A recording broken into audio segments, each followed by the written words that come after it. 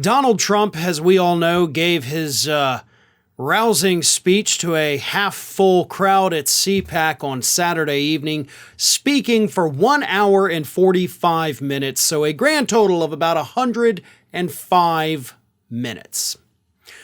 According to fact checkers at CNN, during that time, he told no fewer than 23 lies. 23 lies that they chose to debunk. As CNN pointed out, that's far from the total. It turns out that Donald Trump told so many lies in 105 minutes that the fact checkers actually had to stop keeping track so that they could work on debunking the lies that they had already caught. I think about that for a second. 23 lies that they debunked. And that's not all they said. You know, they couldn't keep up with how many lies he was telling, which comes to nobody's surprise. The guy, while in office, told more than 25,000 lies in 4 years.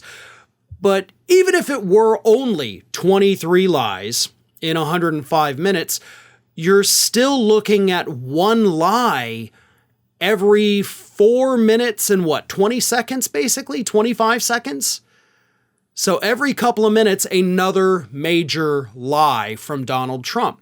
And it's not small things like, oh, I have the biggest crowd sizes ever. These are lies that actually matter. They're lies about things that are also, by the way, verifiably false. Like lies that people can look up and see, wait a minute, that's not true.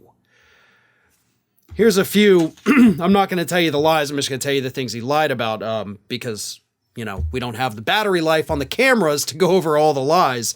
Crime in Manhattan, the National Guard in Minnesota, his own executive orders while he was president, the alleged vandalism in the city of Portland, Russia, Ukraine, NATO again, the Pulitzer Prize Committee, different things President Biden has done.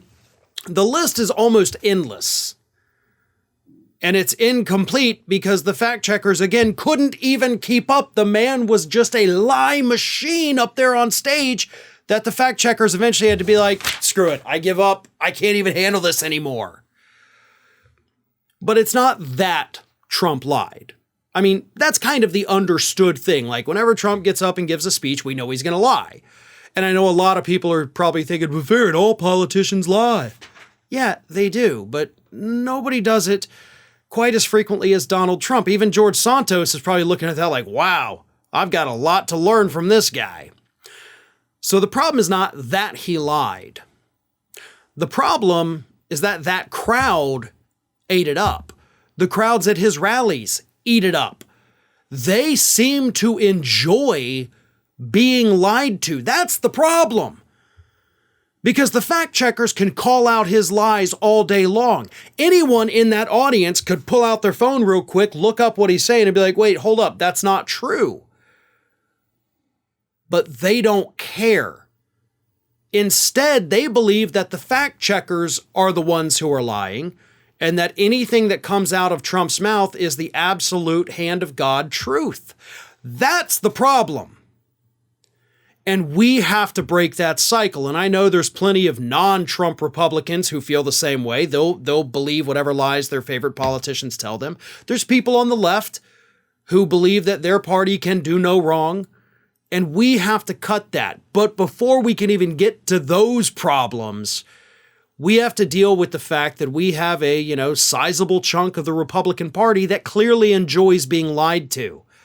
And if we can't fix that issue first, then nothing else matters because these people will believe whatever the next charlatan who comes aboard tells them, and it'll just be a cult of whoever the next person is.